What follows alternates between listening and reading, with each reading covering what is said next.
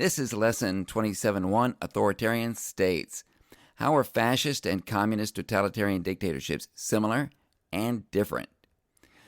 College Board Topic 8.6, Fascism and Totalitarianism.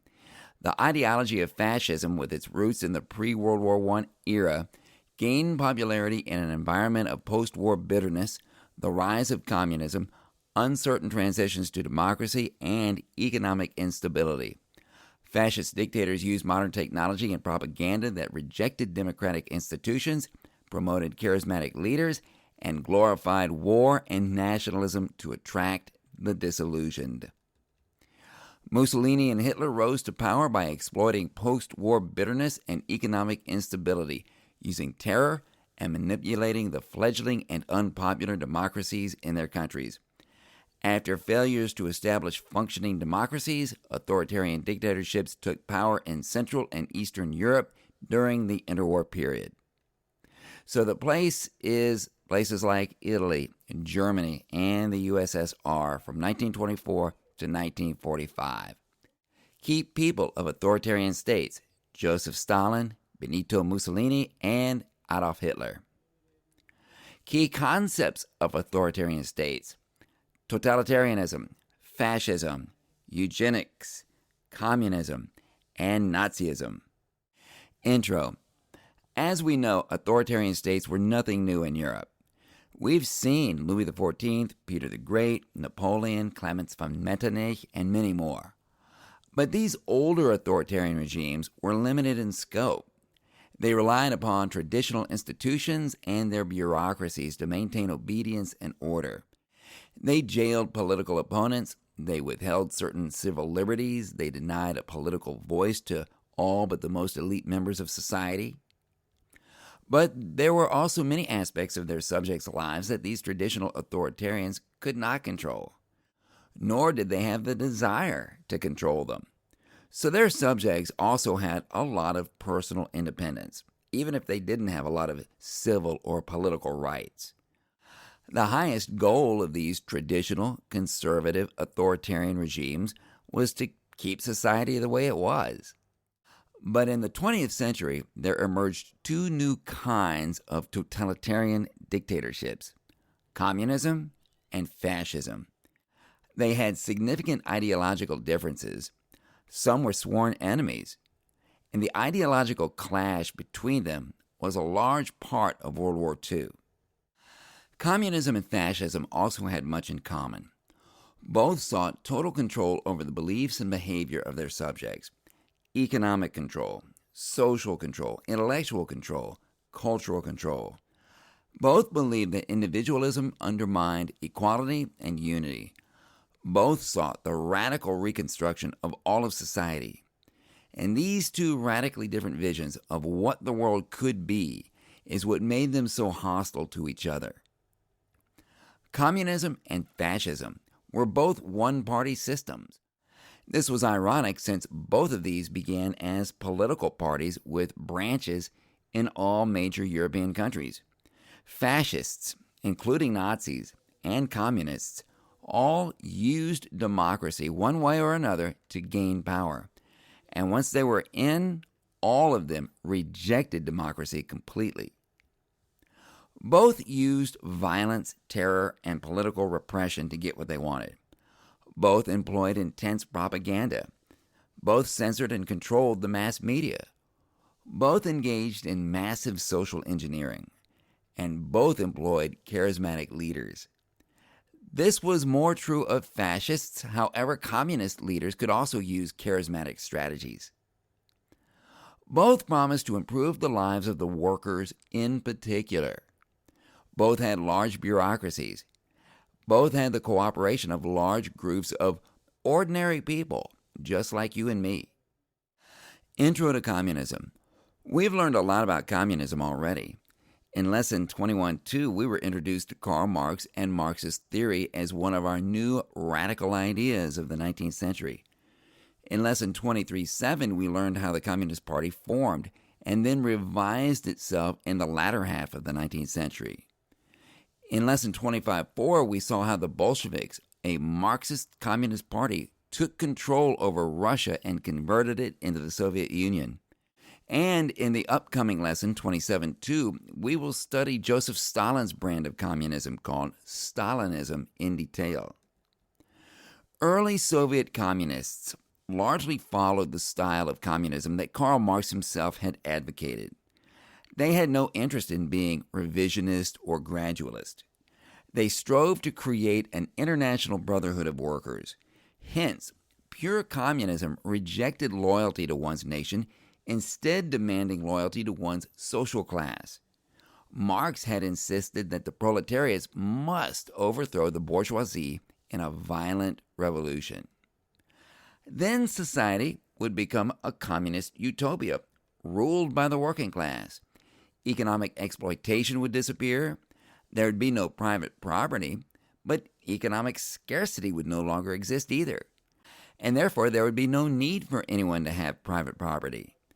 There would no longer be any basis for inequality of any kind. Social equality would prevail. National distinctions would be rendered irrelevant. Countries and borders would cease to exist.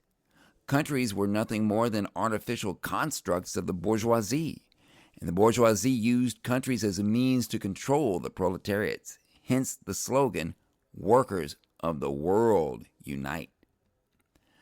After Vladimir Lenin died, Joseph Stalin used aggressive state interventions into all areas of life to make his Marxist vision a reality. He used brute force to destroy all upper and middle classes. He nationalized all private property. He pushed for rapid industrialization in the cities. And as we know, he collectivized the country's agriculture in the rural areas. The biggest practical difference between pure communism and Stalin's brand of it, Stalinism, is that Stalinism focused on making communism happen specifically in the Soviet Union. Spreading it to the world was a much lower priority. Stalin cared about spreading communism to the world only to the extent that it enhanced his own country's power and security. The origins of fascism.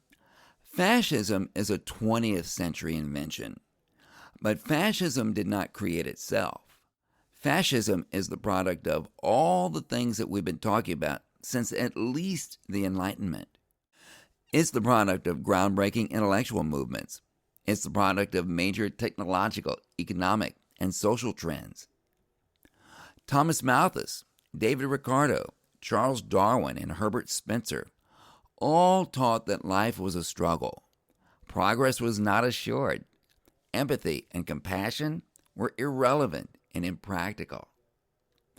Friedrich Nietzsche and Sigmund Freud envisioned a world free of traditional values and conventions. The suffragettes taught that women had the exact same rights as men. Many intellectuals pondered the improvement of the human species through the use of selective breeding, deciding who should and who should not have children. How do you eliminate an entire ethnic group whom you have judged unworthy of a future without actually killing any of them outright? Don't let them have children and just wait 40 years. The Industrial Revolution had brought people closer together through incredible advances in transportation and communication, but it had also taken jobs away from millions of farmers and skilled artisans. Millions had moved to the cities. Millions had migrated around the world. The promises of the Enlightenment and the French and American revolutions were not bearing out. Legislative governments could not adapt to the new technological and social trends quickly enough. The industrialized killing technology of World War I had made cannon fodder of millions of soldiers. World War I introduced the idea of total war, as we know, limiting individual liberties to win the war, intervening in the economy to win the war.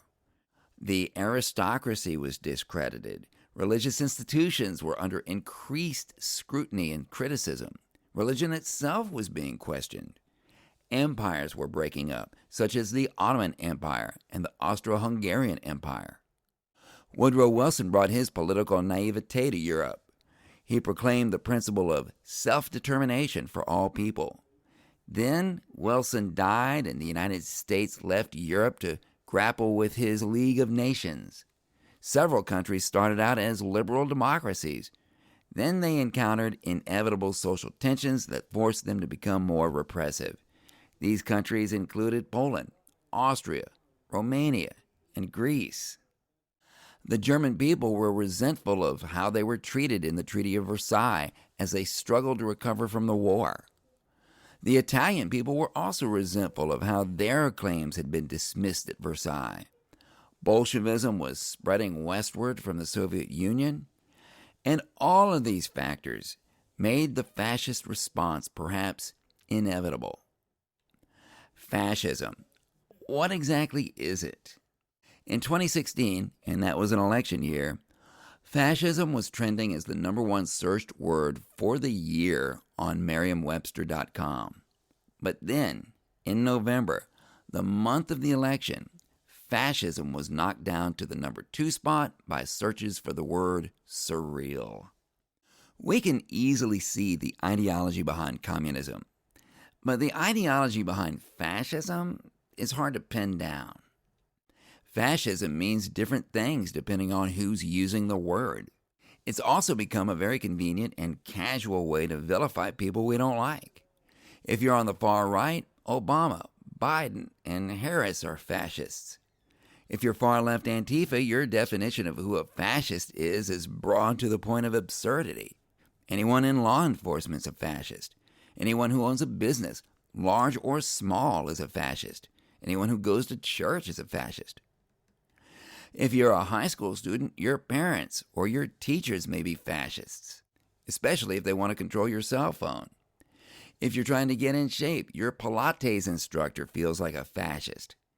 The danger in all of this is if we use the word fascist on anyone who annoys us, we make fascism less threatening and ominous than it should be. So how do you identify an authentic fascist?